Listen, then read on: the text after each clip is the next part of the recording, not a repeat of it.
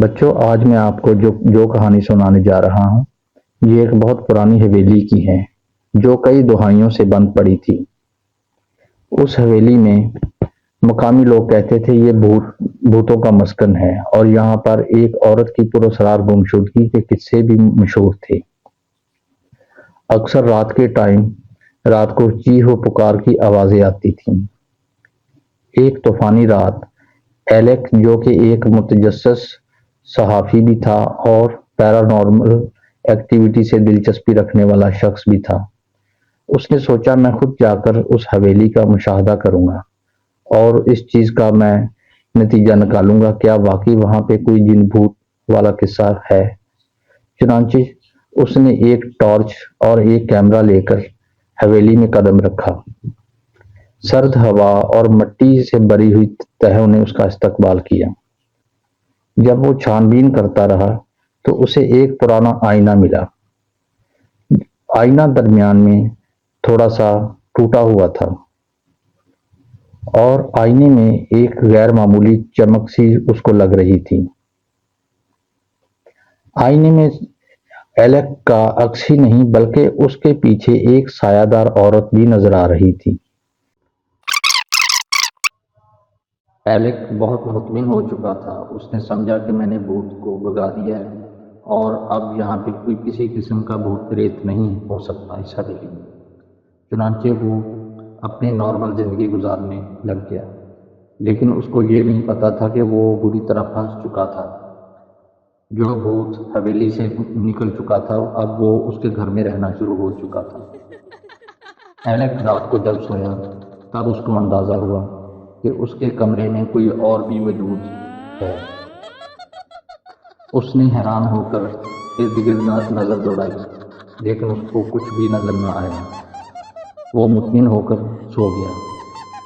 اچانک اس کو لگا جیسے اس کے بیڈ کو کسی نے ہلایا۔ وہ اٹھ کر بیٹھ گیا۔ اس نے لائٹ آن کی تو اس کو پھر بھی کچھ نظر نہ آیا۔ ایلک پھر سو گیا، سونے کی کوشش کرنے لگ گیا لیکن اس کو نیند نہیں آ رہی تھی۔ اچانک اس کو یوں لگا جیسے اس کے اوپر جو کپڑا لیا ہوا تھا وہ کھسکنا شروع ہو چکا ہے، جیسے کوئی اس کو پکڑ کر کھینچ رہا ہے۔ اس نے فوراً اٹھ کے بیٹھا اور ارد گرد نظریں دوڑائیں۔ ایلک نے زور زور سے آوازیں دی، کون ہو تم؟ لیکن اس کو کوئی جواب نہ ملا۔ پھر اچانک خود بخود لائٹ آن ہو گئی۔ اس نے دیکھا اس کے سامنے ایک عورت کا بھوت کھڑا اس کو دیکھ رہا ہے۔ ایلک نے اس سے پوچھا، آپ کون ہو اور مجھے کیوں تنگ کر رہے ہو؟ اس بھوت نے کہا، تم نے مجھے پہچانا نہیں؟ میں وہی ہوں جس کو تم نے حویلی سے آزاد کیا تھا۔ تم نے تو میرا اچھا کام کیا ہے، لیکن تم نے نامکمل کام کیا ہے۔ اب تم جو کرو اسی حویلی میں جاؤ، اس حویلی کے تہہ خانے میں میری لاش دفن ہے، اس کو نکالو اور کسی قبرستان میں جا کے دفن کرو۔ تب تک مجھے بے سکونی رہے گی، ورنہ میں تم کو تنگ کرتی رہوں گی۔ ایلک نے فوراً ایک کدال اٹھائی اور ٹارچ اٹھائی، اسی حویلی کی طرف روانہ ہو گیا۔ اس نے جا کے جیسے ہی قدم رکھا حویلی کے اندر تو بہت سے بھوتوں نے اس کا استقبال کیا۔ انہوں نے چیخ پکار کرنا شروع کر دی۔ ایلک ڈر گیا تو ان بھوتوں میں سے اسی عورت کا چہرہ اس کو نظر آیا۔ اس نے کہا، تم گھبراؤ نہیں، یہ تمہیں خوش آمدید کہہ رہے ہیں کیونکہ تم نے مجھے کئی دہائیوں کے بعد آزاد کیا ہے۔ تم اپنا کام جاری رکھو۔